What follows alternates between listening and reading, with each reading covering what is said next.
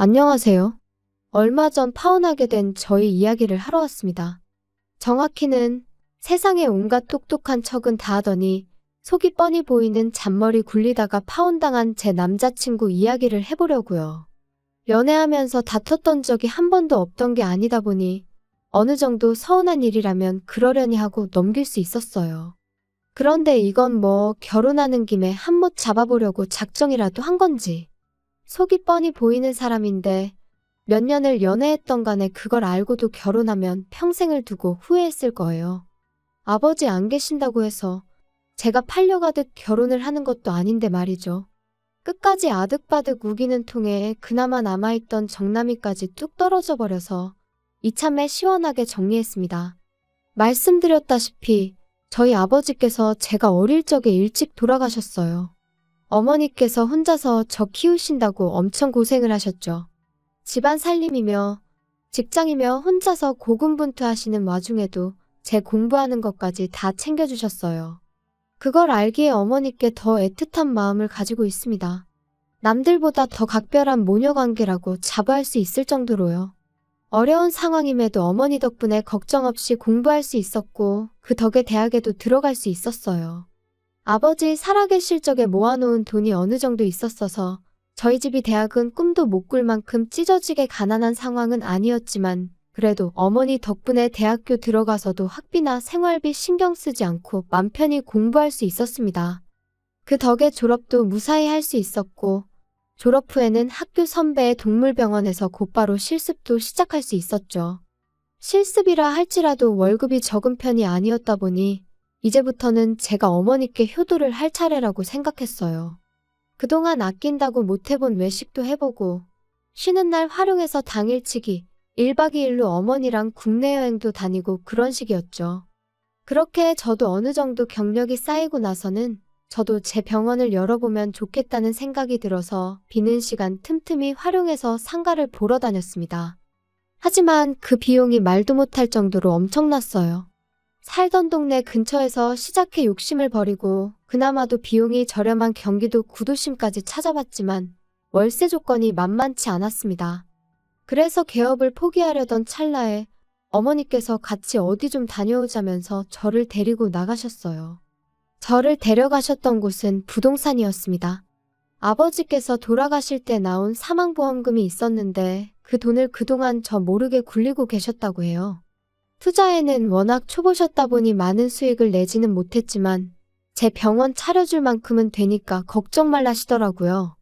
아빠가 살아있었다면 분명히 병원을 차려줬을 거라고. 그러니까 이건 따지고 보면 엄마랑 아빠랑 같이 해주는 거니 사양 말라고 하시는데 흘러나오는 눈물을 숨길 수가 없었습니다. 이제는 제가 효도할 차례라고 생각했는데 아직도 어머니 눈에는 제가 도움이 필요한 어린아이처럼 보였던 거예요. 그 사실이 죄송스럽기도 하고 너무 감사해서 정말 펑펑 울었어요. 부동산 계시던 분도 너무 감동적이라고 하면서 같이 울어주셨네요. 대신 저도 어머니께 하나 약속드린 게 있습니다. 앞으로 제가 버는 돈의 절반은 어머니 드리겠다고요. 사실 그 돈을 다 써버리면 어머니 노후 자금을 다 쓰는 거나 마찬가지였거든요. 그러니 제가 그냥 빌려서 갚는 거라 생각하시라고 했어요. 개원은 제가 눈여겨보았던 경기도권 구도심에 하게 되었습니다. 인구가 많지는 않은 지역이긴 하지만 제 병원이 있는 상가 주변으로 아파트가 엄청 많이 들어서 있는 좋은 입지 조건이라 수익은 제가 생각했던 것보다 훨씬 더 잘 나왔어요. 그렇게 열심히 일하던 와중에 저도 연애를 시작하게 되었습니다. 남자친구는 같은 건물 5층에 있는 학원에서 수학을 가르쳐주는 수학 선생님이었어요. 제 병원은 건물 1층에 있었는데 통일이 너머로 저를 보고 첫눈에 반했다며 매일같이 저한테 커피도 사다 바치며 끈질긴 구애를 하던 사람이었죠. 넉살도 좋고 유머 감각도 좋아서 저도 남자친구한테 호감을 느꼈고 이내 저희 사이는 연인 사이로 발전하게 되었습니다. 그렇게 1년 반 정도 연애를 하다가 둘 사이에 결혼 이야기가 오가게 되었고요.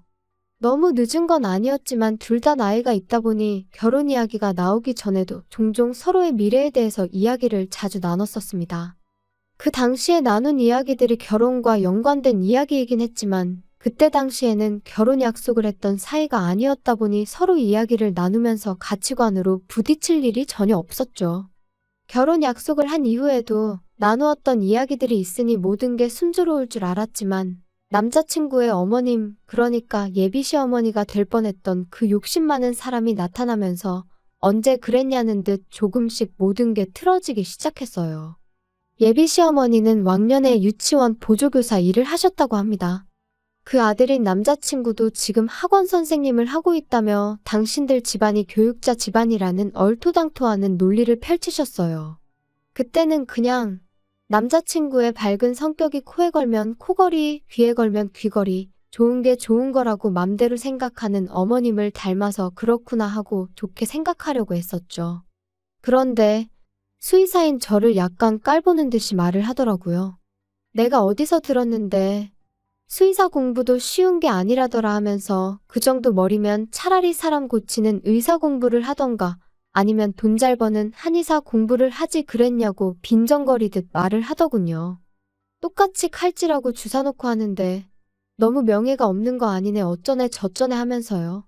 피부과 의사가 돈을 쓸어 모은다더라 하면서 왜 수의사의 길을 택했냐고 묻는데 물론 거기에 비할 바는 아니지만 제가 얼마나 버는지도 모르면서 그런 이야기를 초면에 뱉어내니 기분이 엄청 나빴습니다. 그렇다고 거기서 내가 돈을 얼마나 잘 버는지 아느냐고 자랑할 것도 아니었기에 굳이 제 직업에 대해 따로 설명하지는 않았어요. 그런 말 듣고 해명하는 꼴도 우습다 생각했고요. 예비 시어머니는 그래도 우리가 교육자 집안이 아니겠냐며 당신을 스스로 깨어있는 시어머니라고 자칭하더라고요. 시집살이 그런 것도 못 배운 사람들이나 시키는 거지. 자기는 그런 거 시킬 생각은 꿈에도 없다고요. 아들 장가 보내면 둘이 알아서 잘 살게 내버려둬야 자식들도 알아서 나중에 효도하고 그런다 하면서 자기가 얼마나 오픈마인드인지 설명하기 바빴어요. 하지만 하나 강조한 게 있는데 요즘은 맞벌이는 선택이 아닌 필수라고 하면서 결혼했다고 해서 집에서 살림만 할 생각은 꿈도 꾸지 말라고 하더군요. 우리 아들이 혼자 버는 꼴은 눈에 흙이 들어가도 못 본다시면서요. 애초에 제가 결혼해서 살림할 생각이었다면 개원도 안 했을 거 아니겠냐고 따져묻고 싶었습니다.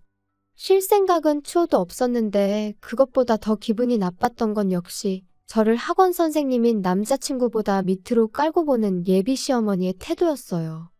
이미 대화 나누는 와중에 몇 번이고 한마디 해야겠다 그런 생각까지 들었는데 일단 결혼 이야기 나오고 처음 인사드린다고 나온 자리였다 보니 몇 번을 속으로 눌러 참으며 그냥 이 자리가 빨리 끝나길 기다리고만 있었네요. 안 끝날 것만 같았던 인사 자리도 겨우겨우 끝나게 되었어요. 예비 시어머니는 다음에는 상견례 할 때나 보겠네 하면서 자리를 떠나셨죠. 남자친구가 우리끼리 데이트나 더 하다 가자고 제안을 했는데 기분이 영 아니었다 보니 자리가 자리였던 만큼 내가 너무 긴장했었나 보다고 피곤해서 오늘은 안 되겠다 말하고 집에 돌아와 버렸습니다. 저희 어머니께서 예비 시어머니 만나고 온 자리는 어땠냐며 궁금해하셨는데 아무 말도 해드릴 수가 없었네요.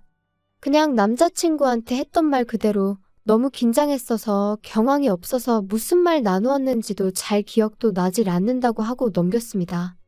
그리고 일주일 지나서 남자친구와 만났어요. 일터가 같은 건물이다 보니 남자친구가 매번 하던 것처럼 커피 사들고 병원에 찾아오긴 했지만 바쁘다는 핑계로 남자친구를 그냥 돌려보냈었습니다. 눈치가 있는 사람이라면 뭔가 이상하다는 걸 느꼈을 텐데 일주일 만에 만난 남자친구에게 그런 기색은 전혀 보이지 않았어요.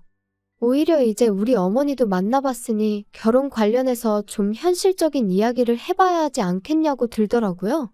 아직 우리 집에는 인사도 드리지 않았는데 벌써부터 너무 이른 거 아니냐고 했더니 어디서 나온 자신감인지 벌써부터 한 번 뵙지도 않은 저희 어머니를 두고 장모님이라고 지칭하면서 장모님이 나를 마음에 안 들어 하실 이유가 없질 않냐며 그건 나중으로 미뤄도 된다고 하더라고요. 이미 저는 마음이 상할 대로 상해버렸지만 그래 뭐 어디 한번 무슨 이야기 하나 드러나 보자 하고 카페에 자리를 잡았습니다. 현실적인 이야기, 뭐 어떤 걸 하려고 이렇게 급하게 순서도 바꿔가며 하자고 했는지 한번 말해보라고 했더니 우리 경제적인 부분에 대해서 한번 심도 있게 이야기를 해보자며 병원 운영하면서 나가는 고정 지출이 얼마나 되는지 그런 걸 물어보더라고요. 어디서 뭘 듣고 왔는지 모르겠지만 밑도 끝도 없이 고정 지출 이야기를 묻는 걸 보니 어떻게 직접적으로 제가 얼마나 버는지 물어보기 그래서 매출 규모나 한번 떠보려고 물어보는구나 싶었어요.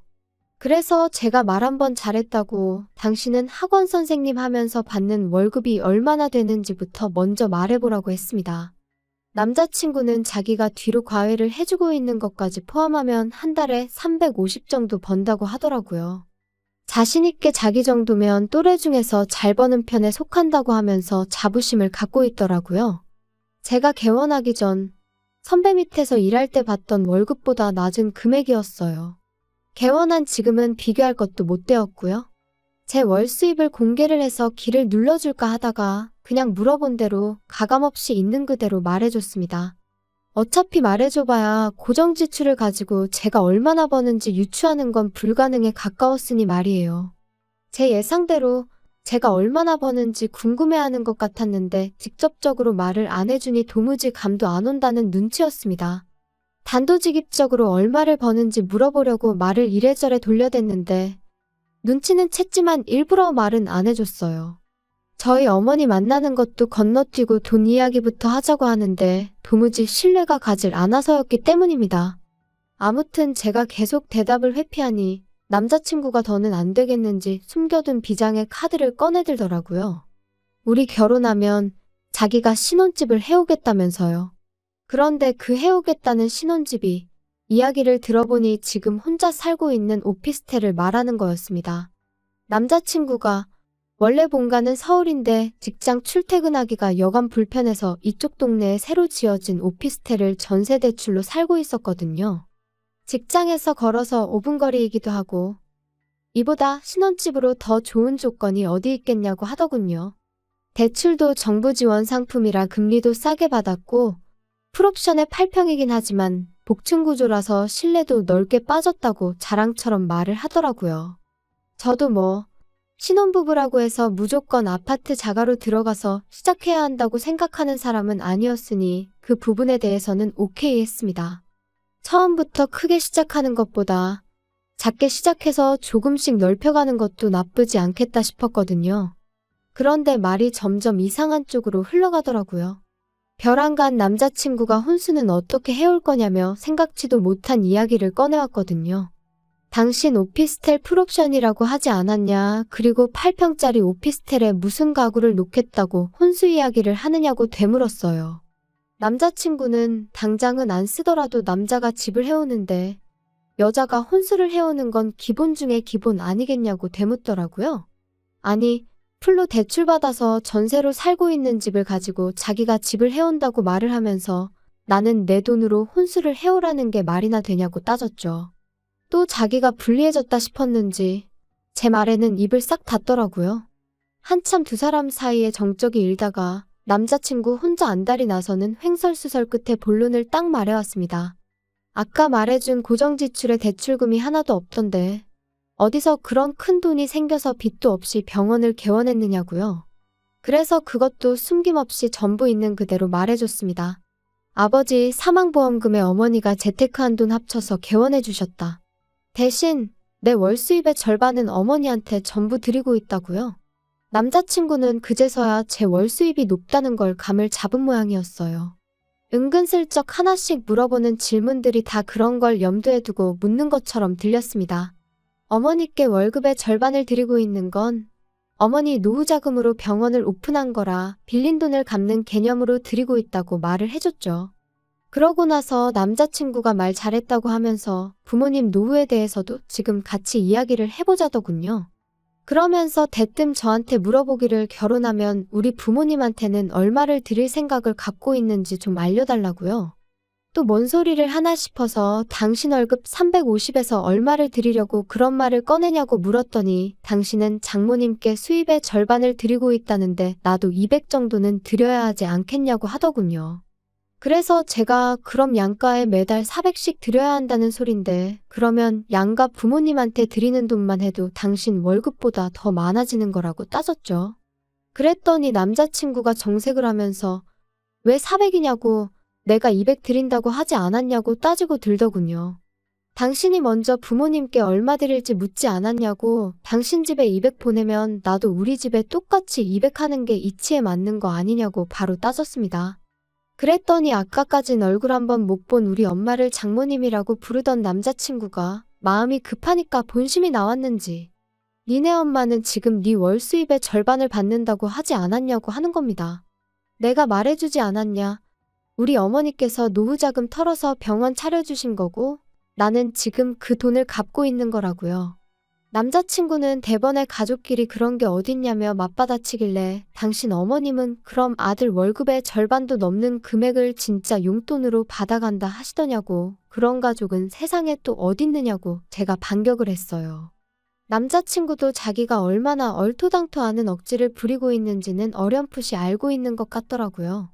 그러면서 저한테 역으로 제안한 게 너네 집은 엄마 혼자니까 반만 드려도 되는 거 아니겠냐며 자기 집에 200 드리고 저희 집에는 100만 드리자입니다. 솔직히 그것도 넉넉하게 쳐준 거라고 하더군요.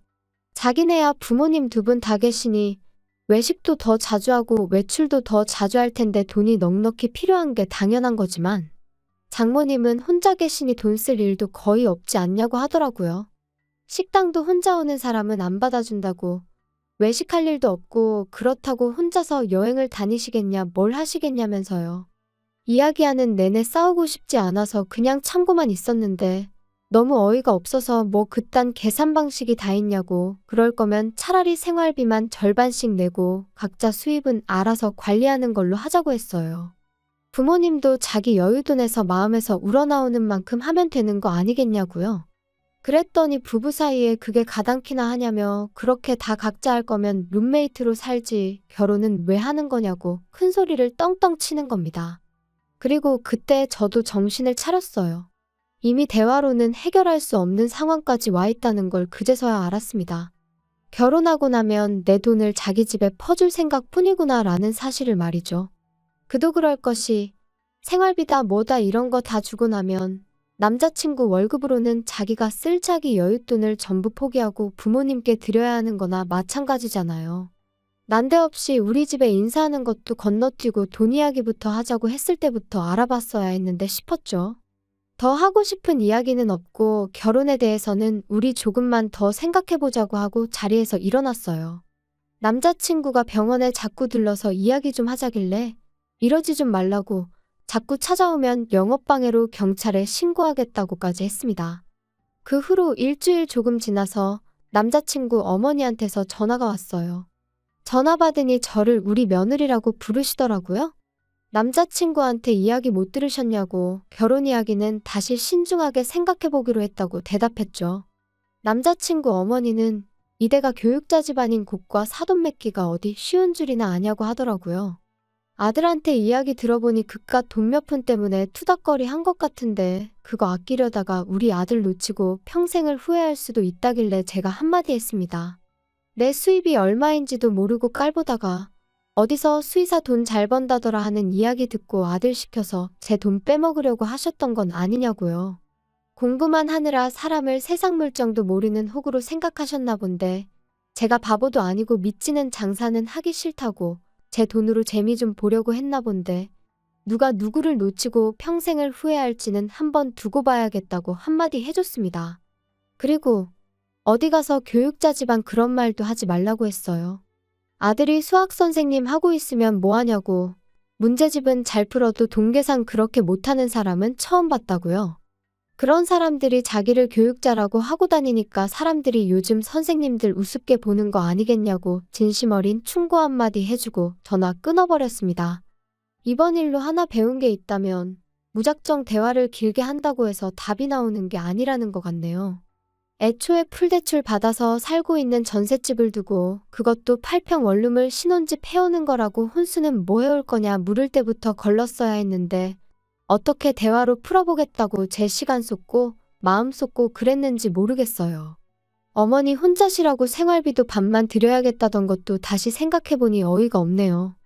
아무리 연애할 때 좋은 기억만 있는 사람이라도 연애랑 결혼은 확실히 다른 것 같습니다. 저는 운이 좋았던 것 같아요. 이런 이상한 사람인 거 본격적으로 결혼이 진행되기 전에 바로 알게 되었으니 말이에요.